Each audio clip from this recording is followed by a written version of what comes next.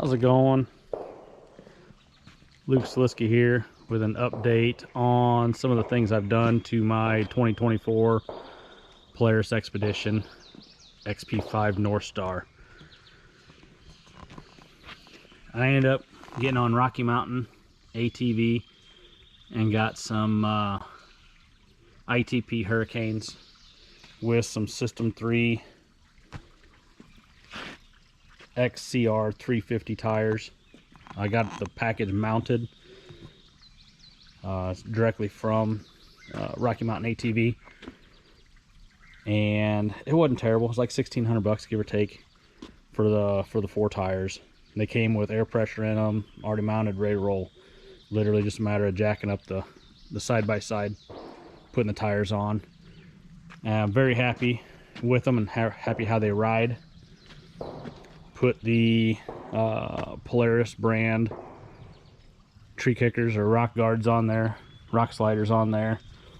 And then I was watching another YouTube video from Drake's American Dream, and he had the description for that that last fit light bar on there. And what I did is, I don't know if you can see it very well, but these Expeditions have a factory plug-in right here, and I believe it's actually made to be for pods for right here, but this last fit hooked right into it.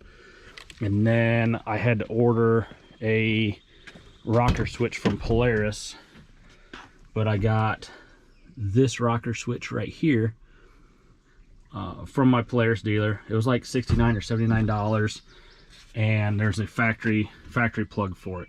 So I did that. The switch took a little while to get in, but I didn't have to mess with tying up any spots in my fuse block or that bus, that bar that's up in there. So I did that. I got window tint all the way around from UTV Window Tint. Did the what did I do? I want to say I did like 20% here. I want to say I did 35% on the front, 20% on all 4 doors. I did, and then 35% on the back as well. And then it did not come with the lower panel, but a friend of mine does tint. He installed it for me one night, all the tint on the rest of the windows. And then I had him use some of his tint, and he tinted that. Now this is a piece of plexiglass. I do not expect it to last that long. Tint does not stick to plexiglass very well. So far so good. It's been on there for a couple of months and it's been all right. One other thing I've done is, I wasn't happy with how wide open this was, and it was letting a lot of mud get under the backside of the cabin here, this huge cavity, and then get on the belly pan. So this is just an old rubber mud flap that I had for my trailers. So I got my gooseneck trailer, and I had an extra set of rubber mud flaps for it that I keep just in case. And so what I did is I trimmed those up, and I've got those covered up. So it helped with the noise a little bit from blocking this off and didn't let noise transfer through. And then it helps a ridiculous amount with the mud that gets up under that cab there. I just thought that was, you know, it needed something to be done. Yeah, you can't really tell, and I can't open it up and show it, but I think that helped out a ridiculous amount. And then today, I don't know if you can see it very well, right here I got these 2 3/8 inch tall seat riser blocks from RPM Motorsports, and just installed one of them today. I'm debating on whether I'm gonna keep it in there or not. Me personally, it sits quite a bit taller for my taste. Admittedly, I like to sit low in my machine. My wife likes to sit a little bit higher. She's not as tall. I don't know if you can see this very well, but I left the factory seat location on the passenger seat. And see, yeah, so right there it's roughly level with the back window, and then you can see how much taller it is. It just, I don't know, it seems really tall for me. My 12-year-old son and my 10-year-old daughter have taken it for a ride today. Both drove it, and they're very happy with it. But for me, it feels like I might get close to hitting my head on the roof. So I don't know. See if we can get pictures, some kind of video at all about that. I don't know how well you can see that or not. Roll the windows down so it's not as dark in here. But yeah, so roughly 4 inches for my head being on this part of the headliner, the roll bar headliner area here. So I don't know. I might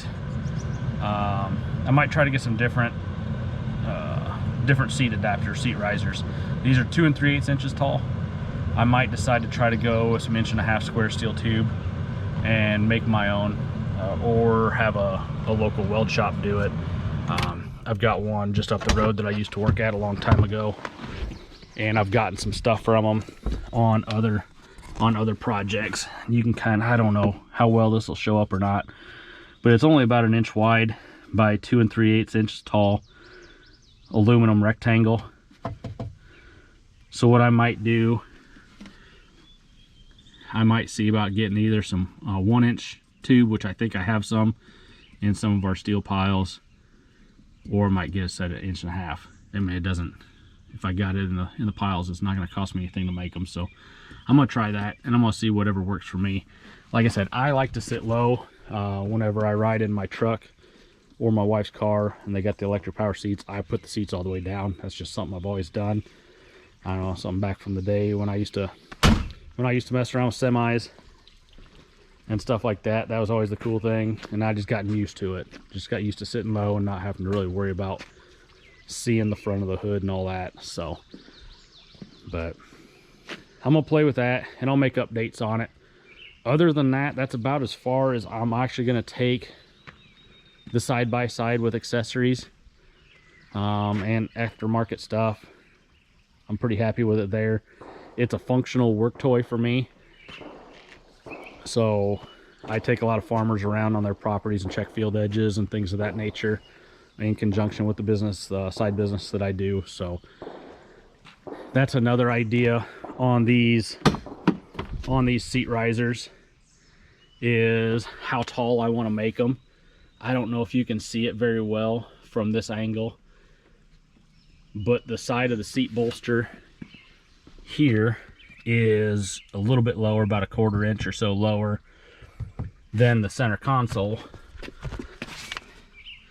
But if you look at it from here, it sits about 1.5 inches or so higher than the switches in the passenger seat, or in the driver's seat does, with the seat risers on there. So yesterday I had some 70-year-old farmers in here, taking them around, showing them their field edge, or showing the farmer his field edge, and one of the other local farmers just happened to be there and rode around with us. So I got to keep that in mind also for how I use my machine. This is a work toy at the same work and you know, for work and toy. So I got to find the happy medium there. So we'll see. I'll make some updates as I get them, but this is where it's at right now, and pretty happy with it. Just some real mild tweaks, and should be where I like it. So I'll try to make some more videos side by side and how I like it. I've done a lot of soundproofing to it. I had another video where I did a lot of soundproof mat and things of that nature. So it's worked out really well. And then I went ahead and I've done the Polaris clutch. So that service Bolton or whatever they called it for the Polaris comfort clutch, I've done that. And I haven't decided yet if I want to try to consider doing like an aftermarket Assassin's exhaust system and do the quiet core on it. It says it actually lowers the exhaust noise by a couple decibels. Exhaust noise is a big thing for us because we do, in Illinois it's not a big deal, but I do take this on trails up in northern Wisconsin and things of that nature, and they do check stuff like that up there. So